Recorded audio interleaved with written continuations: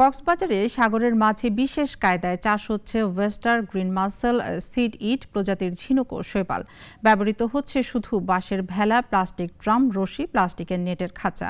নতুন পণ্য হিসেবে এসব ঝিনুক ও শৈবাল রপ্তানি করে বৈদেশিক মুদ্রা অর্জনের স্বপ্ন দেখছেন উদ্যোক্তারা। কক্সবাজার প্রতিনিধি সাইফুল ইসলামের প্রতিবেদন, জানাচ্ছেন পিন্টু হাজং। দেশে খাদ্য হিসেবে ঝিনুক ও শৈবালের প্রচলন খুব বেশি নেই, কিন্তু বড় হোটেল, রেস্টুরেন্ট এবং বিদেশে বেশ চড়া মূল্যে বিক্রি হয় ঝিনুক ও শৈবাল। এমন উন্নত জাতের ঝিনুক শৈবাল চাষ হচ্ছে কক্সবাজারের সাগরের বুকে। রপ্তানির তালিকায় নতুন পণ্য যোগ হওয়ার সম্ভাবনা দেখছেন উদ্যোক্তারা। 2022 সাল থেকে পল্লী কর্মসহায়ক ফাউন্ডেশন এবং IDF এক প্রকল্পে উপকূলীয় দরিদ্র জনগোষ্ঠীকে এসব ঝিনুক ও শৈবাল চাষে দক্ষতা বৃদ্ধির পাশাপাশি উৎপাদন বৃদ্ধির কলাকৌশল শেখানো হয়।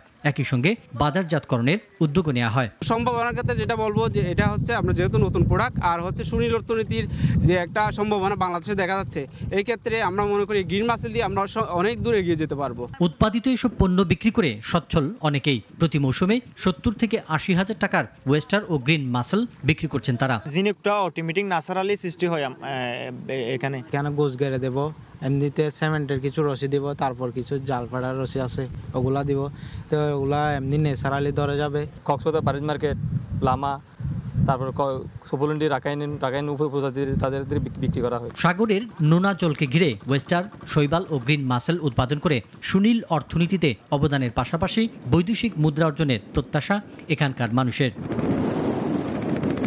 পিন্টু হাজং, নাগরিক।